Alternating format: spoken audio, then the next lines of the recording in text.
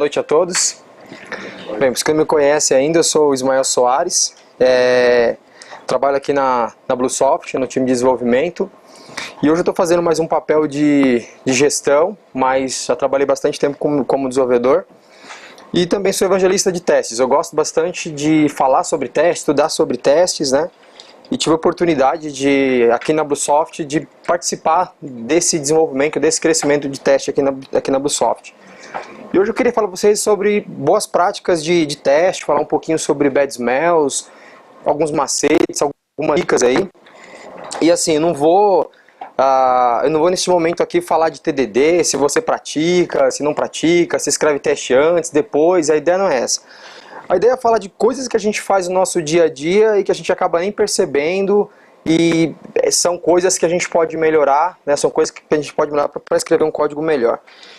Então a primeira pergunta, e aí vão ter outras perguntas, e algumas delas vão ter respostas, outras é mais uma reflexão, né, para você poder sair daqui pensando, por que você testa seu código? Né? Se eu perguntasse para você, William Catra, William para eles, Catra para gente, por que você... Parango? Então outro apelido aí para nós, né? Então Parango. Por que você testa seu código, por exemplo? Para garantir o que eu fiz, né, e para garantir futuras mudanças também. Legal. Tem mais? Você, Pi? Testa para garantir que está funcionando.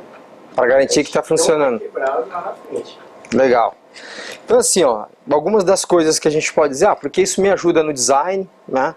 Porque para garantir regra de negócio, para garantir as coisas que eu fiz, para entender o negócio também, porque às vezes está difícil de entender, e aí com o teste eu consigo entender bem o negócio, me ajuda a entender, me ajuda a resolver problemas complexos, então cálculos matemáticos, ao invés de eu ficar fazendo na cabeça, ou então ficar testando, subindo uma aplicação e tal, com o teste eu consigo fazer isso mais rápido e tal, e uma série de coisas. Mas a pergunta é isso aí, ok, mas como que os testes podem te ajudar com essas coisas? Ou como que eles te ajudam com essas coisas? Você sabe que ele te ajuda no regra de negócio, sabe que ele te ajuda com problemas complexos, mas como que ele faz isso? Como que se dá isso? E aí a palavra mágica é feedback. O teu código, o teu teste, ele está te dando o tempo todo feedback. E através desse feedback é que você sabe se você está conseguindo garantir as coisas que você fez, se o teu design está bom, se você precisa melhorar alguma coisa, se precisa refatorar. Então o teu teste está o tempo todo te dando feedback. A questão é, você escuta esses feedbacks? Ou será que você só vai escrevendo, só vai fazendo, pronto, acabou, passa a tarefa, tudo certo? Você escuta o que o teste está dizendo para você? Vocês devem ter visto essa pirâmide de teste aqui de Mike Cohn, que ele fala o seguinte, né? Que a base de um código de teste tem que ser teste unitário. Então a maior parte dos testes tem que ser teste de unidade. Depois a gente tem teste de integração, que é um pouco menos, e tem o teste de aceitação, que é o teste de interface, mas esse é bem menos. Por quê? O teste unitário, o teste de unidade, ele é um teste mais barato, é um teste que roda mais rápido, né? Um teste que a gente consegue ter um feedback rapidinho. O teste de integração, como ele já vai abranger 2, 3 serviços, banco de dados e tal, ele já é um pouco mais custoso, já vai demorar um pouco mais para rodar. Então você não vai escrever teste de integração para tudo que você faz. Muito menos para o teste de aceitação, porque o teste de aceitação você vai ter que subir a aplicação, ela vai ter que abrir um browser e tal. Então se você começa a escrever, todo o teste que eu vou fazer, você for escrever teste de integração ou teste de aceitação, você vai inverter essa pirâmide e aí você vai começar a ter problema. Porque aí seus testes vão demorar muito para rodar e você vai acabar não confiando mais neles. Porque eles demoram tanto tempo para rodar que você fala, vou mandar código e depois eu vejo se deu certo, eu vou mandar produção. E esse é um problema. Então nós vamos focar na unidade, certo? Vamos focar aqui nos testes de uma unidade, que as pessoas também chamam de teste unitário. Tá, primeira coisa que a gente precisa então entender é o que é uma unidade. A gente sempre fez testes unitários, teste de unidade, mas o que é uma unidade? Bem, do ponto de vista de orientação a objeto, uma unidade é uma classe. Uma classe é uma unidade do seu código. Do ponto de vista funcional, uma unidade é uma função, né? Do ponto de vista procedural, é um método ou um procedimento, alguma coisa desse tipo. Do ponto de vista do Ismael, E não só minha, mas também do Martin Fowler. Peguei até a assinatura dele, tá escrito Harry Potter aqui, mas acredite, o Martin Fowler disse isso, cara. Tipo, eu já dizia isso há muito tempo, e agora eu consegui encontrar alguma coisa que me dá autoridade para dizer que eu estava certo. A assinatura do Martin Fowler, né? Que ele diz o seguinte, cara, uma unidade de negócio é um comportamento do seu código. Então uma unidade não é um método, uma unidade não é uma função, uma unidade não é uma classe.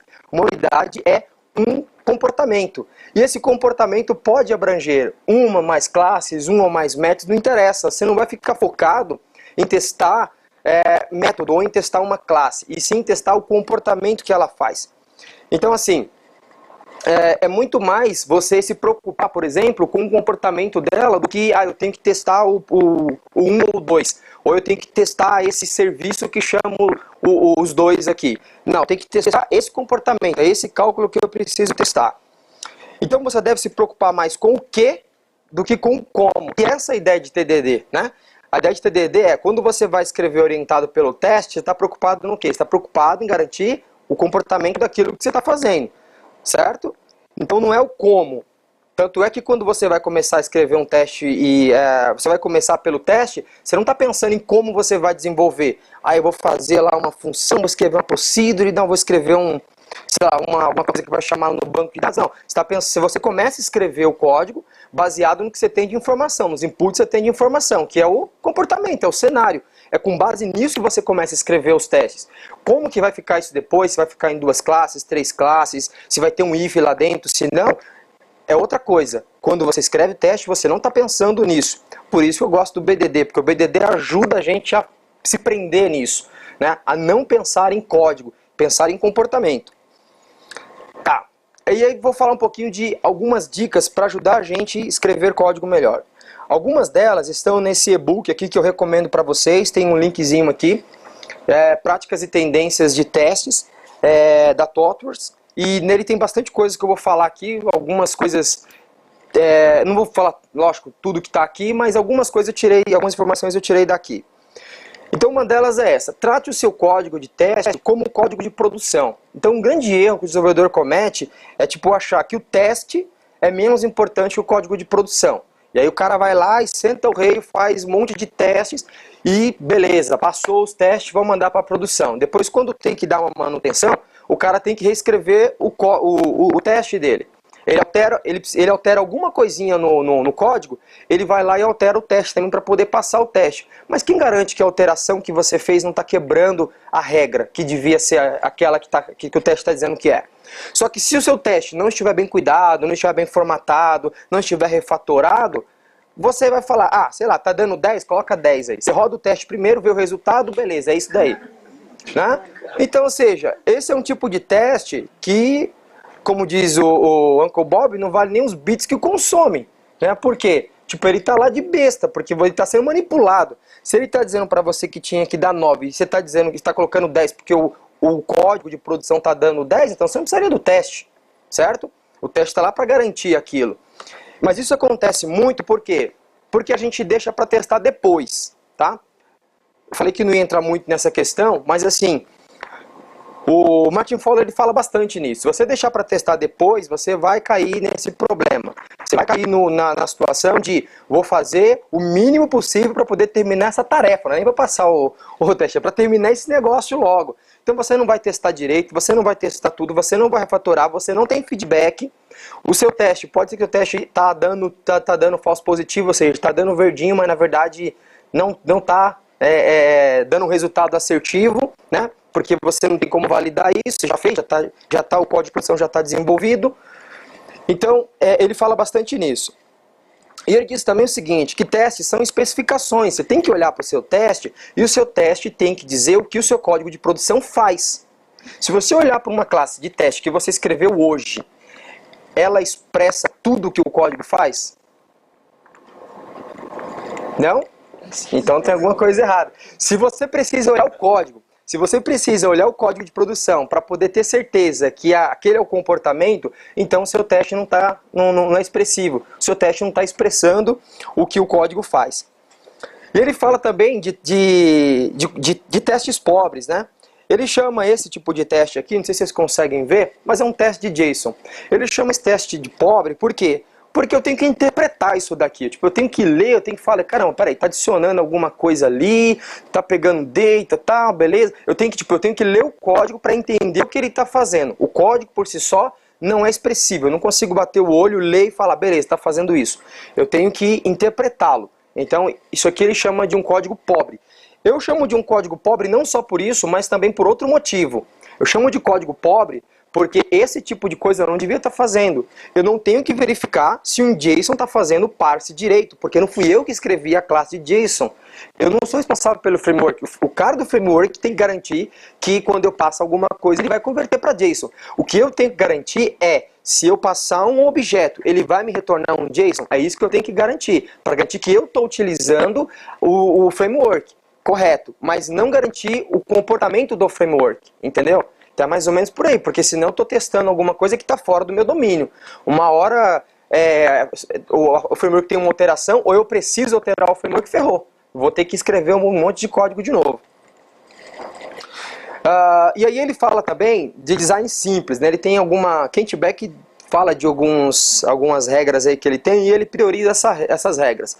A primeira delas é o seguinte: todos os testes têm que estar passando, não tem que ter duplicação, o código ele tem que ser expressivo e tem que expressar a intenção do programador, e as classes e os métodos têm que ser pequenos, têm que ser minimizados.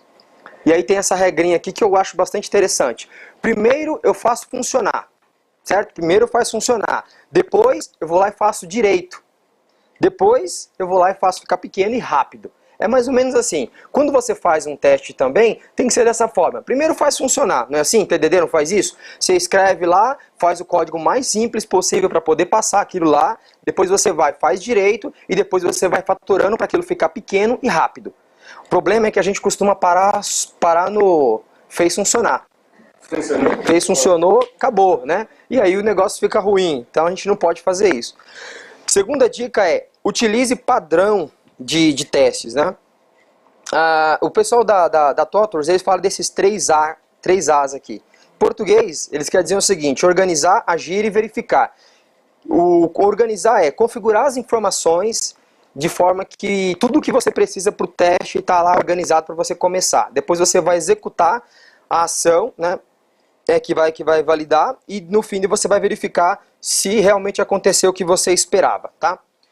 O BDD, ele tem esse padrão de given, when, then, né? Então quem escreve em BDD já conhece esses padrões aqui, né?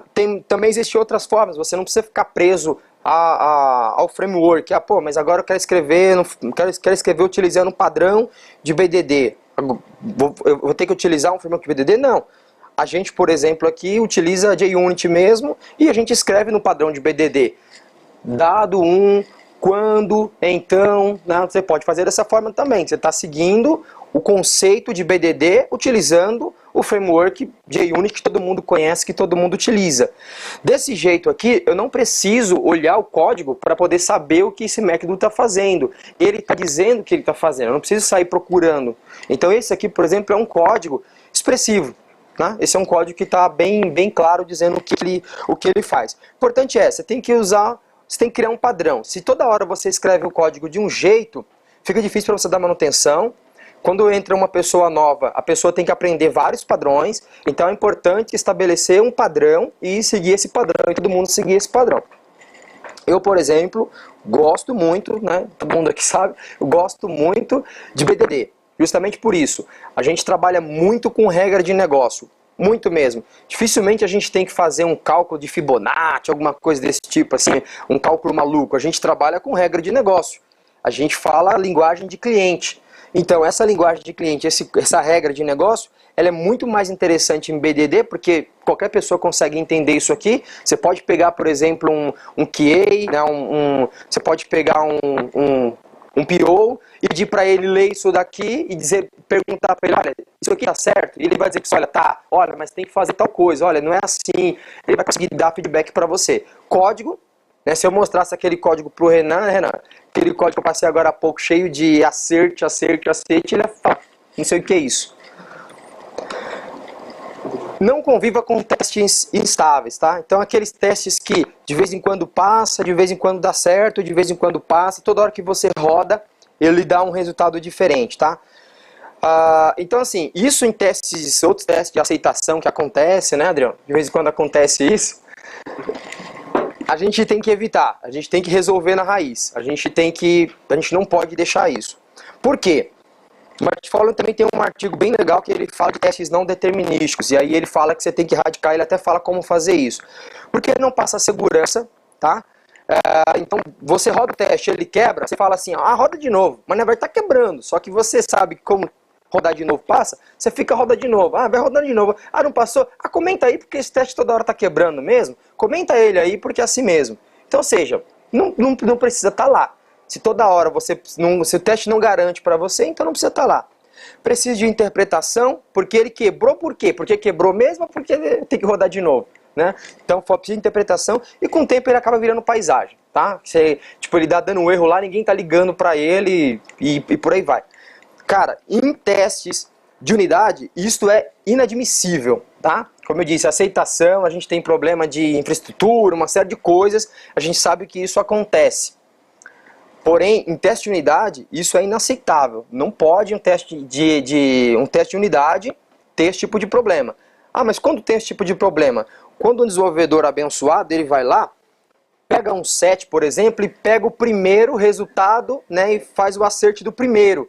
Aí, daqui a pouco, alguém vai lá e insere outra coisa e começa a vir outro dado. E aí já quebrou o teste, né, porque ele está pegando o primeiro. Né? Quando você faz testes voláteis, por exemplo, de data, você vai lá e verifica uma data específica, só que no código você coloca o dia atual ou um ano específico, que virou o ano, quebrou. Né? Aí quebra o teste e você fala, não, mas é porque eu entro horário de verão, não tenho culpa. Horário de verão, pô, né? Horário de verão. Então assim, esse tipo de teste não pode acontecer. Teste temporal, né? A gente tem que garantir isso daí.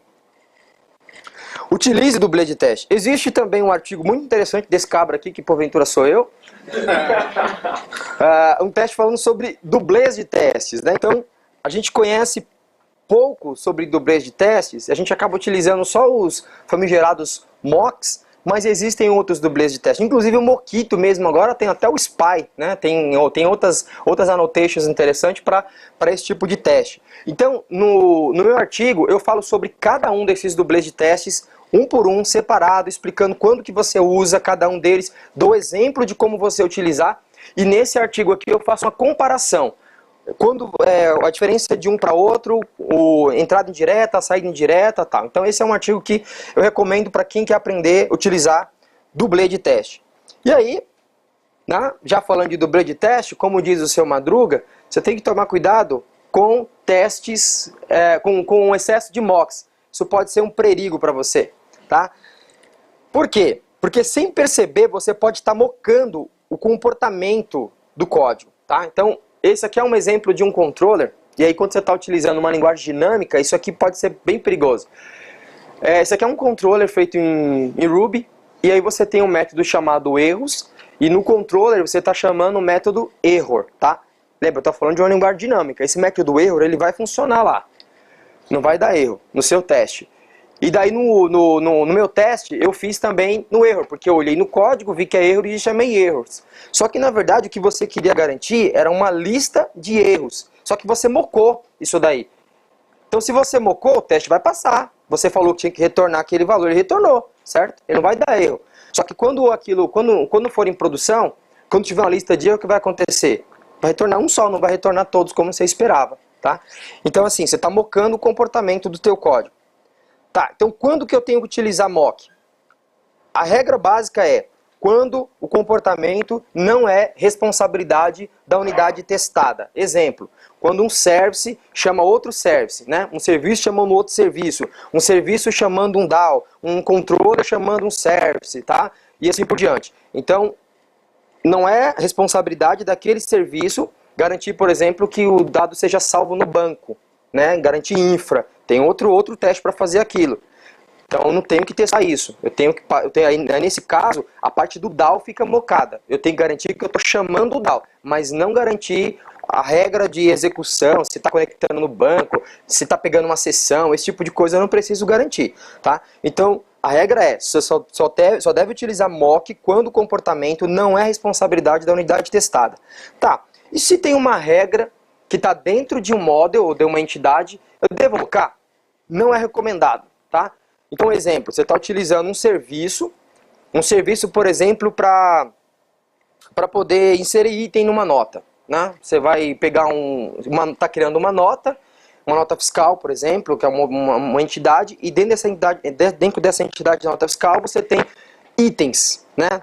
E aí você vai passar isso daí para dentro de um serviço, para ele poder fazer as contas, tem que fazer tudo lá e colocar os itens dentro da nota fiscal. Não é recomendado que você moque a nota fiscal. Por quê?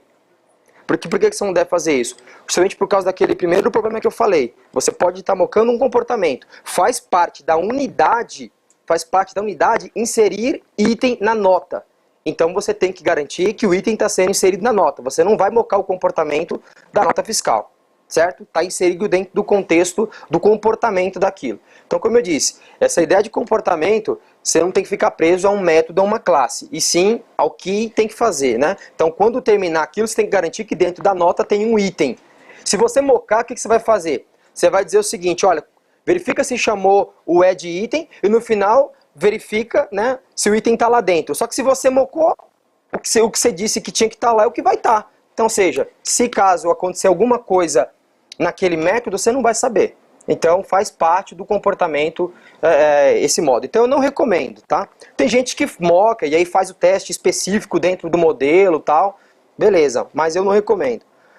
Tá, agora vamos falar um pouco de más práticas. Eu sempre disse isso pro Dog, tem que tomar cuidado. Más práticas aqui, olha, antes disso deixa eu falar uma coisa pra vocês.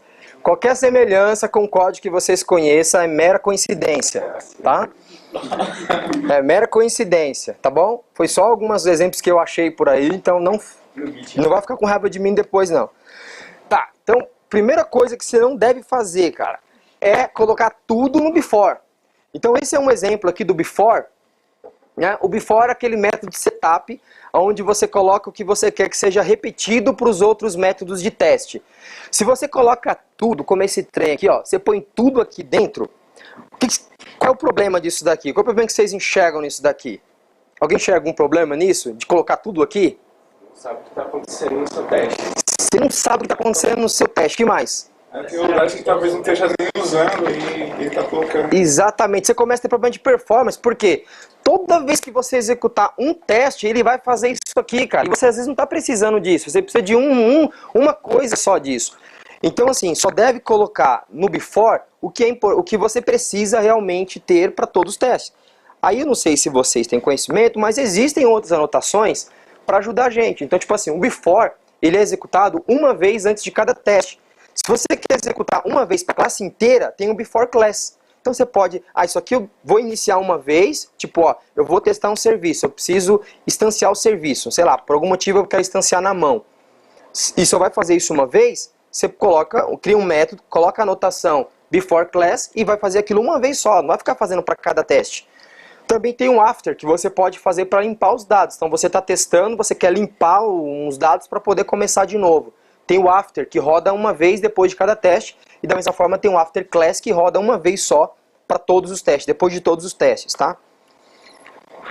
Um outro problema, não evidenciar cenário, tipo, está só dentro da cabeça do programador. Você tem que perguntar para o cara o que aquilo quis dizer. Então quando você olha um teste, você tem que ir lá e falar, ô Thiaguinho, cara, o que você quer dizer aqui? Tipo, o cenário que é dentro da cabeça dele. Então, um exemplo errado aqui. Tá vendo esse método nota fiscal? Ele diz o seguinte, ó, é um teste qualquer, tá? Esse aqui foi o que inventei. Então ele deve atualizar o status da nota fiscal quando não houver status definido. Então eu estou utilizando o Fixture Factor, né, para poder criar a fixture para mim. E eu estou chamando um serviço para poder atualizar o status, depois eu verifico que esse status está pendente. Tá, qual é o problema que vocês, sem olhar para de baixo aqui, fecha os olhos por debaixo e olha só de cima. Qual é o problema que vocês enxergam aqui? Eu estou pegando isso daqui de um Fixture Factor, certo? Qual é o problema? Eu não sei qual é o status. Eu não sei qual que é o status que está lá. Aí vai o programador, gente fina, e vai lá no Fixture Factor e fala, não, o padrão é aprovado. E se está aprovado lá, o que vai acontecer? Vai quebrar o Não vai quebrar o teste, meu filho, né? Ou no caso pendente, né? Porque o pendente já está aqui com o padrão. Então assim, você tem que deixar evidente dentro do seu teste o cenário. Então nesse caso aqui, eu estou pegando de novo o Fixture Factor, só que eu estou setando o status para null, para deixar bem claro que o meu teste diz é quando não tem status, então o status é null. Certo? Se o meu teste está dizendo que é quando não tem status, eu tenho que deixar isso evidente no meu teste. Um outro exemplo aqui, ó. Olha que legal isso aqui.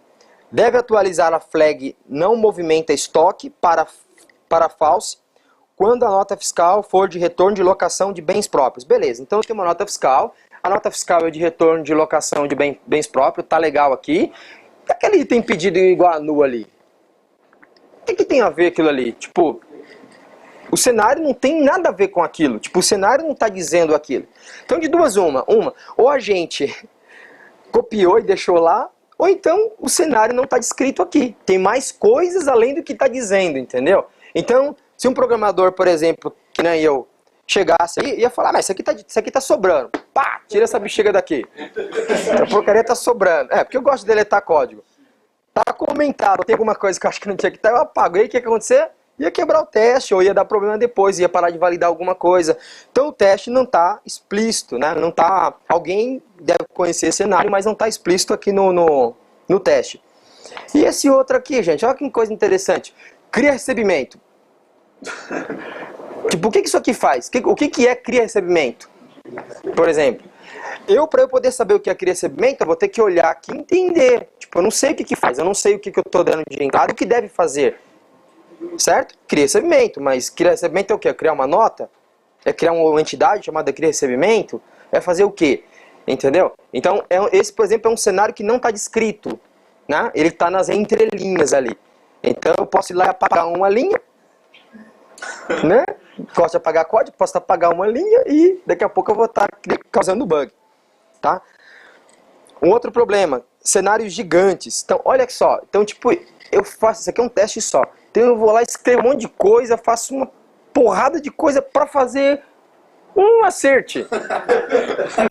Um acerte. Então, tipo, eu tenho 50 linhas para fazer um acerte. Então, isso aqui já identifica para mim um problema, né? Aqui eu encontro dois. Primeiro, porque tem muita coisa aqui, né? Tem muita coisa. Segundo, porque eu podia ter reaproveitado. Podia ter um método que criasse os itens para mim e eu passasse só o que altera. Para não ter que ficar repetindo isso daí, né? Um outro exemplo aqui. Deixa eu ver o que é isso aqui. Tá, então esse aqui é para validar a nota fiscal. Então esse aqui tem dois problemas. Primeiro, tô mocando a nota fiscal, que eu falei para vocês que não devia, tá vendo?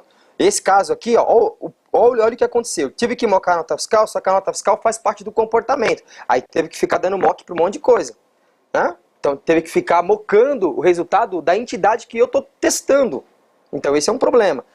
Mas outra coisa, tipo, se eu tenho vários... Se eu tenho que fazer muita coisa antes de validar o meu teste, aquilo ali para mim já identifica um problema. Se o cenário está muito grande, é porque o seu código está muito acoplado. Lembra que eu falei do feedback? O código está dizendo para você, está muito acoplado esse negócio aí. Tipo, você tem que escrever muita coisa para você poder conseguir fazer um ou dois acertos. Então significa que está muito acoplado. Isso aí tem responsabilidades demais nisso daí, tá? Cenários impronunciáveis, tá? Impronunciáveis. Eu coloquei aqui só para vocês verem o tamanho do método. Nossa! A mensagem que está lá é essa daqui, eu coloquei para vocês verem. Então, vamos ler. Vamos fazer esse exercício. Deve retornar uma mensagem de validação da data de emissão e bloquear a nota fiscal quando o usuário não tem permissão e a data de emissão ultrapassar a data parametrizada e o status de recebimento diferente do receber da data parametrizada. Então, assim, primeiro está dando dois feedbacks. O nome está muito extenso e isso quer dizer o quê? Que tem mais comportamento aqui do que era esperado. Tem muita coisa aqui. Então deviam ter pelo menos aqui, eu contei aqui mais ou menos, agora uns 4 ou 5 testes para fazer isso. Se eu faço tudo num teste só, é bem provável que não está garantindo tudo. Tipo, está fazendo uma verificaçãozinha de cada coisa. Então isso também é um mau cheiro. Então, como eu disse, feedback, tá vendo? Se não houve feedback, fica lá. Então, se você não consegue expressar de forma simples um cenário, é sinal que esse cenário está muito complexo, certo? Está muito complexo. Você não consegue dizer aquilo em poucas palavras, você tem que quebrar aquilo em outras pequenas partes para você poder conseguir explicar isso. Tá? Teste de exceptions que não valida a mensagem. Então, um exemplo aqui de um teste, e aí a gente utiliza aquele @teste, você pode colocar o expected na própria annotation com o nome da annotation. Então esse é um teste que está criando aqui um resumo de baixa de cartão e está mandando contabilizar. E aí, se não tiver a conta de taxa, tem que dar um exception. Tá, agora me diz uma coisa, se eu retornar para o cliente, blá, tá valendo? Se eu falar para o cliente, blá, né, o teste vai passar. O teste vai passar, mas o cliente vai ligar aqui e falar, ó, tá dando um bug aqui? Por que eu tô fazendo aqui uma baixa de cartão, mas tá dando um blá aqui na tela, não sei o que é isso, você pode me ajudar? Então assim, se aquilo é importante, não tem que ficar desse jeito. A gente tem que validar a exception. Então, um outro exemplo aqui de validação é esse aqui, ó. A gente vai lá e escreve, ó, tipo, não pode passar pelo contabilizar. Se passar, tem que dar um fail. Então, deveria dar exception. E aí eu pego exception e jogo pra cima. Tipo, vai fazer o quê? Esse teste vai dar um erro, certo? Quando eu executar ele vai dar um exception. Mas aí, o que vai acontecer? Quando o build for rodar, vai quebrar. Aí vai ter que um programador lá olhar qual foi o teste que quebrou e arrumar, certo? Ou seja, vai depender de interpretação. Às vezes o teste quebrou porque alterou o código, né? Mas eu vou ter que ir lá olhar. Então esse tipo de teste está errado. Qual que é a forma correta? O JUnit hoje, ou melhor, o Mockito hoje, né, tem esse expected exception, né, que é aquele esquema de regras dele. E aí você pode fazer o quê? Você pode definir o expected exception antes de você chamar o código. Você pode definir qual que é a exceção, qual que é a classe, e você pode definir qual que é a mensagem que você quer naquela exception, né? Então isso é a forma correta, você tem que garantir a mensagem. E outra, digo mais aos senhores, eu sei que é meio controvérsia, eu nem uso constante nesse caso, tá? Eu criei uma constante lá no meu serviço com a mensagem e vou usar a mesma constante. Eu não faço isso. Por que eu não faço isso? Porque se a mensagem é importante, eu tenho que garantir ela no teste. Senão eu vou lá, desavisado, né? A dona Irene, por exemplo, chega aqui, vai lá limpar meu computador. Deixei o cursor em cima da minha constante, daí a dona Irene vai lá e né? Aí fica um monte de blá, blá, blá, blá.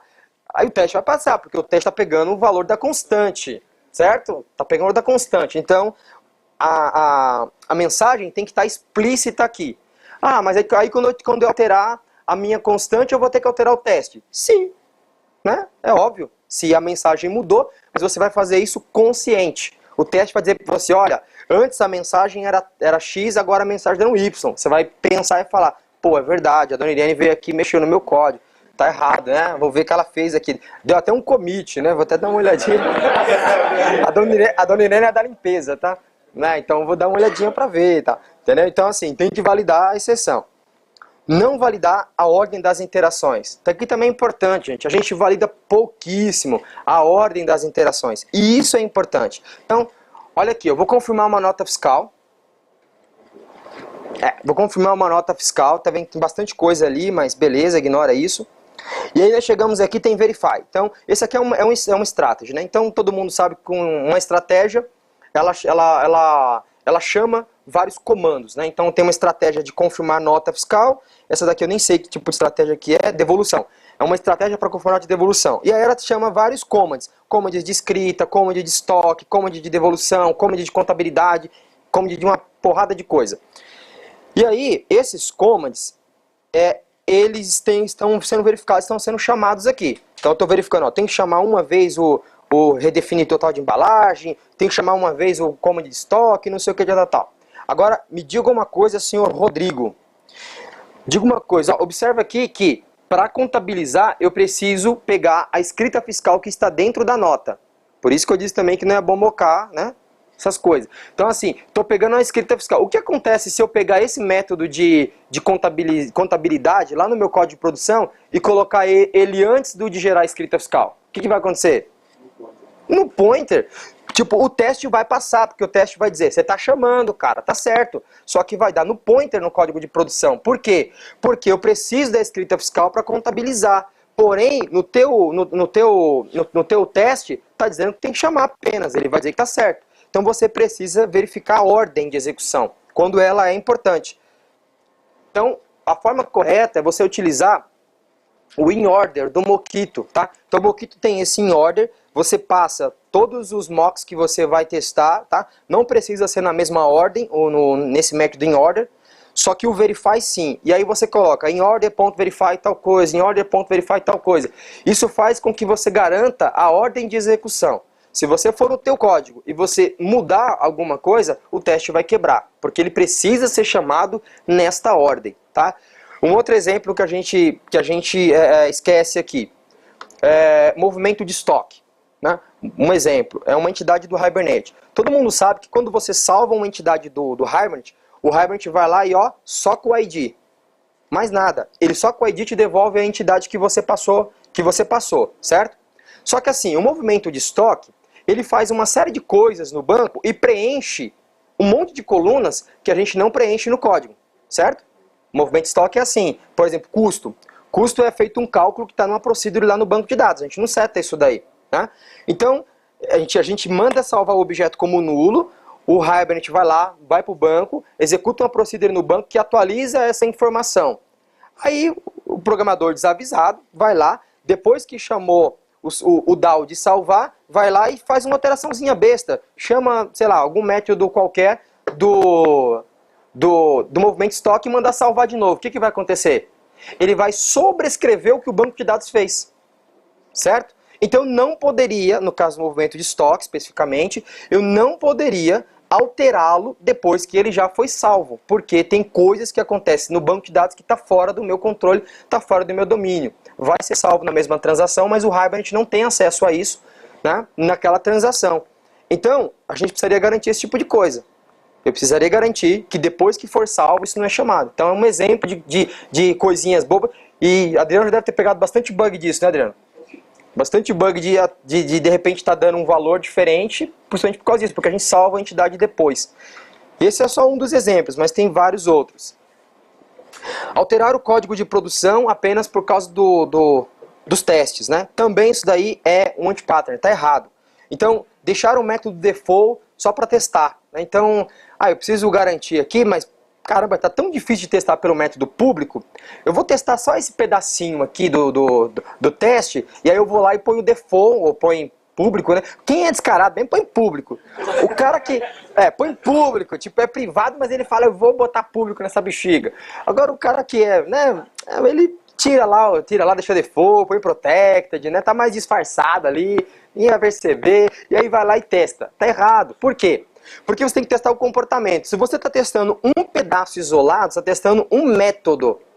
E aí aquilo vai passar, o teste vai passar, só que aquele pedaço junto com um monte de outras coisas vai dar um comportamento diferente. Então a regra é, toda vez que você tem que fazer o seu teste diferente do que acontece em produção, você vai cair nessas pegadinhas. Vai dar certo, mas em produção pode dar errado.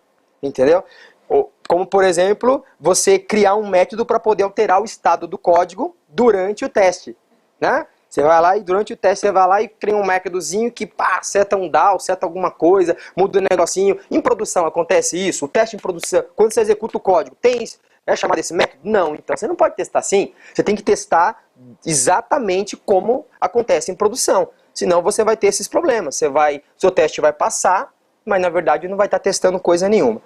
Criar o setter também para injetar dependência. Antes a gente fazia isso, nós temos um serviço cheio de DAO lá, e aí você vai testar aquele serviço, a gente precisava criar setter para aquilo, só para poder conseguir fazer o mock e setar um monte de DAO lá dentro. Hoje em dia não precisa fazer mais isso, né? O JUnit já consegue injetar isso daí no serviço sem ter esses métodos set. Então, assim, isso é uma má prática, tá? Você fazer isso, ou no construtor, né? Criar um construtor específico para o teste. Qualquer coisa que você tem que fazer específico para o teste está errado, tá? De alguma forma você está fazendo da forma errada. Então você tem que dar uma analisada e ver. O seu teste tem que refletir a realidade. Se ele está fazendo alguma coisa diferente de produção, vai dar merda, tá? Bem, é isso, pessoal. Alguma dúvida? Alguma pergunta? Ficou claro? Sim? Então tá bom. Muito obrigado.